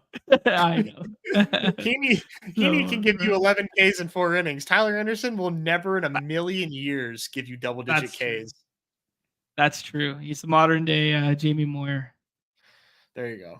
You're back. I am fully back. I am. Give me 1 second here. I just want to say it's very funny when like Mitch Keller starts and does well because my advance rates just spike like crazy. I'm so back. My winnings look so much better on the best ball page after Mitch Keller has a stellar start. Let me tell you. I love that. Shout out to our guy Purple Yosh coming in here. I did see on the Twitterverse last night there that he got himself first or second, I think. A first or a second last night in nice. Yeah, was it last night? Moonshot? I think it was a moonshot. So it would have been Monday, I think. Okay. Yeah. It was Monday, I think. Shohei Ohtani is just going to jump off the page against Ryan Feltner. It's just going to be like an auto click here. Even if we can't set up stacks with it, he's just the best one-off on the slate, period. So it's so hard to do anything else. Right, yeah. Like a second place. Nice. 2 nights ago. There we go. That away, bud. Congratulations. We'll take it. Perfect. CJ Abrams scratched. I was using him as a contrarian late one-off there, so I'm gonna have to go in here and adjust some swaps. I was building like some 4-man stacks for the early slate there, and then I think I'm probably dead anyways. But his ADP in the 7th inning stretch is so rich. What are we working with? As of right now, it's 61. If you had to build a franchise today, like right now, ground up, you get one prospect of like that kind of age, CJ Abrams or Corbin Carroll. Damn. Like that wouldn't have been close 3, 4, 5 months ago. I think I'm going to say Abrams because I think he has more power. I think he does too. I don't know. The problem is the profiles that age poorly are both what they are. Yes. Lighter hitting, undersized dudes who play premium defensive positions. Sounds a lot like a guy Boston traded away a few years ago, though. That's very fair. That is very fair. Sometimes that's what's great about baseball, right? Yeah. Altuve is, not a premium defensive position, but similar in, as far as stature and offensive production. Mm-hmm. Sorry, I'm it's all right. Blank here in my mind. I don't have my projections open or anything like that. Who cares? He's lost. Dude's lost. Eugenio Suarez, Blaze Alexander feel like contrarian swap options, I guess. We're on the clock. Maybe not Moreno. Bobby Witt, we could set up some Met stuff, but I will be cautious here with Brandon Nimmo non-zero chance he's not in the lineup today. Crochet, Bobby Witt. What do you like? You gonna do? I was gonna suggest Royce, but that's a tough spot. Or Crochet. Okay, let's do the Crochet one first. Okay. I'm fine with that. What else are we working with in terms of like Dodgers? Pajes goes. Like Hayward's gonna play though. So if you want to tack on He would him, hit like 6 or 7. Nah, let's use Ohtani as a one-off. What are the chances that on a 6-game Brewers are slate? cheap. Okay. Start with William. Yeah, let's do it. Let's scroll. I mean, I might have done like Bobby Witt plus like Vinny, maybe not with the lefty, plus like maybe I did Bobby Witt as a one-off and then a 3-man Milwaukee here. But yeah, let's get fun with it here. Yeah, I think if I was to advise somebody playing today, Brewers seem like the best team to stack today. In a good just in terms of contrarian stack option. But they shouldn't even be contrarian. But they are. They're so contrarian that they're contrarian for contrarian's sake, or you mean they should be closer to the chalk pendulum? They should be chalkier. Okay. And they're not. So I think that makes them like a great play on Underdog, where they're probably not going to get stacked enough. Maybe as more and more projection bros come in, you're going to see Brewers get stacked more and more. Cardi's got the biggest Brewers boner on planet Earth. Like, even when they're not lefties at home, like Cardi's Brewers boner is, I just like take it all with a grain of salt. You know how much money people lost on Rowdy Tellez? Like, come on. Oh my God. Anyways, that was my rant for the day. Still love Cardi. Respect his ranks. It's a good. It's just a nice way to check myself. I've been using it more and more lately to either double down on my priors, mix in another one off here and there or something. It's been helpful. Yeah. No, for sure. I mean, like it's one of the best models available for reason year over year, but it's like you just gotta have like this little like bro science grain of salt with some of this stuff. Yeah, when you're playing GPPs, like you need to at some point make your own damn decisions. Kind of unfortunate. I was going to suggest a 2-man Colorado to go with this, but sharp player A. Rosen gets on that one. And then Feed the Freezer takes away our Milwaukee stuff in terms of stacks there. Shout out Feed the Freezer. Good to see him back, even though it's not good for our win rates. Missed him in these lobbies. Joey Ortiz. I love Joey Ortiz. Going to be leading off today. I believe we could still stick with, we could do one-off Willem Contreras, but I think it feels better as like a 1-2-man stack there. And then let's mix in another contrarian 2 here, Nez, of a scroll variety. What about Rangers? Going up against Minaya? Yeah, not opposed to it. Who do you like Rangers-wise? Shit. We got a lot of our options are gone there. You could do. I know you like Gosman, but Red Sox, man, Duran and Devers is there. I also love JD. Let's do some Mets stuff. JD's been good recent memory. Not as much so the last 2 days. I don't love Red Sox in any regard today. I'm a big Gosman believer and respecter, especially in his home ballpark there. So I will have basically 0% Red Sox today. If they kill me, they kill me. Yeah, let's do contrarian bottom side Mets. I think the majority of people that will stack Mets will do it with Lindor or Alonso or whatever. Like, let's do like Vientos or Francisco Alvarez plus JD Martinez, or the aforementioned, who I think will be hitting higher in the lineup that everybody is not respecting right now, in Harrison Bader. Yeah, those all seem really good ways to get to the Mets today, because like people are tripping over themselves to get Lindor and Alonso, and I am jealous that Roofing Man got that combo. I've been trying to do that, but yeah, doing it with Nimmo. I mean, shout out Roofing Man, he hangs out here. Doing that with Nimmo and not JD Martinez does not feel like the way I would do it. I'll put it that way. I tend to agree. JD. Yeah, I'll have Nimmo ahead today, especially versus the lefty. I mean, did I say Nimmo? I mean, yeah. I will have JD ahead of Nimmo. Yeah. And I don't mind A. Rosen doing Judge, in the fifth. I think if Mhm. I don't think that he plays, but if he does Yeah. play, congratulations on like the fifth round Judge. Even though ADP is like pretty meaningless in baseball, that's still the only time you're ever going to be able to get Judge down here. Yeah. So I would just throw the caveat out there, like cautionary tales of Q tags in baseball, where it's like Jordan Alvarez with the Q tag right now and Aaron Judge with the Q tag feels like it could be like a beautiful thing to just like tack them on over and over again like that. But then all of a sudden, if they sit and your swap options are not like NBA, they're not plentiful, you're gonna like end up overexposed someone that you really don't want to be, right?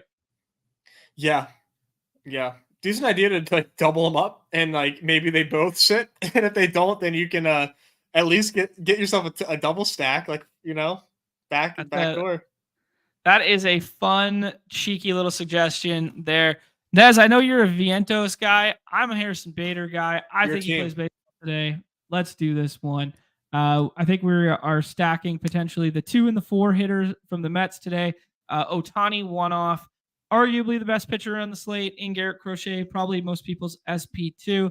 And then we do it with a Milwaukee 1-2 versus the lefty there in Joey Ortiz and Willem Contreras. Feels not Very bad. very into that build. This is a really fun slate in my opinion. That Joey Ortiz pick is awesome. He's a 215 ADP in the seventh inning stretch. That's just not correct. He's heating up. He's a former top prospect. So some seventh inning stretch nuggets for you guys. I know Noah was asking. We'll do some more of that probably like Friday or something. Okay. Do you want to hear some Joey Ortiz numbers? I would love to. He's played 64 games, 223 plate appearances, so pretty good sample. Mhm. Striking out as much as he walks at 14%. Wow. 142 WRC plus, 466 slug with a BABIP of 300. Let's Like go. all very much What looking sustainable. what are the lefty righty splits there? Because in my mind, he hits lefties better. Is that Mm. actually correct? He currently reverse splits, Okay, interesting. Maybe that's a but little small sample. 54, 65 plate appearances because he's walked 9 times against lefties, so he is drawing a hell of a lot of walks against lefties. I'll say that much. okay. Um all right, let me He's click still good on against lefties. He's just still good against striking out. lefty. He's striking out more against them currently. Okay. 114 Uh WRC plus. for those who care about the BVP lytics round here, Vlad Guerrero, who we mentioned, Blue Jays as a contrarian stack, he's got 15 plate appearances, 14 ABs against Brian Bello. He's homered twice and he's hitting 500. JD Martinez is homered twice versus Andrew Heaney in 11 at bats, 16 plate appearances there, hitting north of 350. Willie Adames is homered off Tyler Anderson in one of his 5 at bats versus him. Gunnar Henderson has got to Garrett Cole before, but only on one swing for a home run there. And then Ketel Marte, who was on the early slate, absolutely kills Patrick Corbin. He's a lefty killer. But yeah, for those who care about the BVP, the bro science behind the real science of if you believe in the notion as Meatwad is suggesting here, seeing the ball well. Some guys just see it better off other guys here that stats cannot encapsulate, Nez. Do you like Ketel Marte to go higher 9 fantasy points today? Yeah, All that right. feels nice. I mean, that one feels good. What's the spicy for the home run? If it's anything north of 2.25 or something, that'd be insane. 1.75. That's too. I can't do that. 0.75 for a home run. I can't do Oh my that. god, that's crazy. That's how locked our boy is today. Yeah, that's crazy, right? That is crazy. Should we rip one last baseball draft and then call it a show? Yeah. All right, guys, do us a Love favor. this We still slate. got. Yeah, me too. I like this slate a lot too. We still got 150, 250 of us hanging out here. Do us a favor, hit that like, that subscribe, notification bell. We are coming out here daily as the overlay suggests there, and we are ripping anything that happens on the good platform of the people out here. Currently baseball here, and we roll ourselves another room full of sickos, all red badges. Luke Big Shot's a good player on the site. Sam Olson, a Mount Rushmore Hall of Famer. Best Ball Viper, who solo scooped by duping himself 9K the other night on our biggest baseball slate of the year. Love that so much. Crazy Chet always hanging out in here. And the Norby. I don't know Norby that well. I just launched a nuke. All right, what do we got? Ketel Marte, higher 9 fantasy points. Okay, Gunnar let's build it. I'm gonna share it.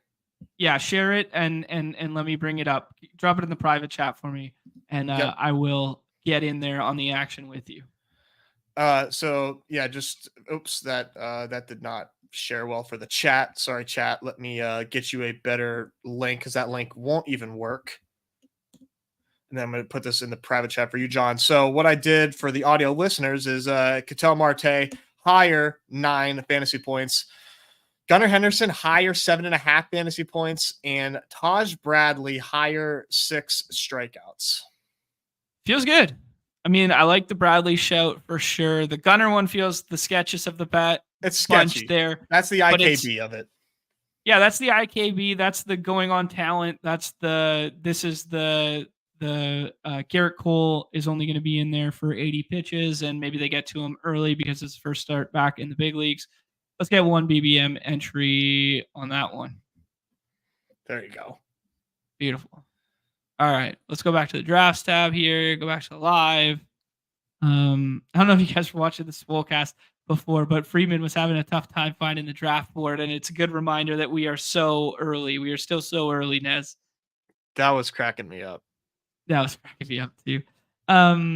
Let's do the Mets thing. Let's see if we can do the Pete Alonso plus Lindor here. GM potential. I think Teoscar might project slightly better, and you want access to the Coors game there. But as we alluded to earlier, man, like the Teoscar plus Will Smith stack doesn't feel as cozy and comfortable as it has the rest of this week here, with Will Smith being a potential sit risk there. Lukey Big Shots goes with Bobby Wood Jr. And Cole Reagans. So we got our choice, Nez. We could do Teoscar plus Pete Alonso and build out something a little different, or we could do the teammate stack in Lindor. I would do Lindor. It's been hard for me to get, for whatever reason, Lindor Alonso, even though they line up for ADP. It's been hard for me to get. Sounds good to me. Interesting decision here for Sam if he wants to embrace a little bit of Dodgers in his life here, or else our guy Crazy Chet might end up with a little Teoscar plus Freeman, which I imagine is going to be pretty tough to obtain in the chalkier style draft rooms. I would think so. I mean, that's a hell of a start. Yep, never going to fault anyone for putting Dodgers together when they got a greater than 6 implied run total. Actually, kind of surprised it's that low. That was on Roto Grinders. I could pull out some other resources and some stuff that I have going in built, but I imagine my implied total for the Dodgers will be higher than the current 6.2. That's a Ryan Feltner respector line there, but maybe a little baked into it is the fact that they're going to end up with a watered down lineup here. If I'm Crazy Chet here, I just tack on Will Smith, even if I think he's sitting today. You just run the risk of like never being able to obtain this combo ever again, so you may as well just take one swing at it. Yeah, I think that's a good way to approach it. I mean, that stack is just going to be so tough to ever land on here. Mm-hmm. I'm trying to find some different run totals for us. I'm going to go ahead and take JD Martinez here, make this a 3-man Mets. But I would then maybe we can get a little unique with it. Potentially, William Contreras could find his way into this one. Obviously, falling in love with the fact that I think William Contreras is going to homer today. Just feels like such a nice spot for him. Yeah. righty in that park against Tyler Anderson. Yeah. Feels good. Yeah. I got 6.5 for Dodgers at plus. Contreras is gone. There you go. So Best Ball Viper beat us to it there. What would you suggest here? We could do the Harrison Bader route. We could do. What about Rockies? Anybody going Rockies? Not yet. McMahon? Who's your favorite Rocky today? McMahon is your favorite Rocky? Yeah, I like McMahon against a righty. And how about Nolan Jones heating up? I mean, he just came back, but he's going pretty damn well lately. So I've been doing that. 3 hits the other night. Yeah, he looks good, man. It looks good. And when I do have the space for it, I do throw into fucking Viper's gonna snipe that shit from us. Unbelievable, dude. He couldn't stay in his lane. He wanted Milwaukee and Colorado. Take Adames, man. What are you doing? Adames, another lefty killer. Well, then we can get Bretton Doyle, Platinum Glove, instead. If he does this. Yeah, there's a Q tag beside Charlie Blackmon. I didn't see what happened last night. Admittedly, was playing a little slow pitch and watching the puck game last night, so I did not watch a ton of baseball.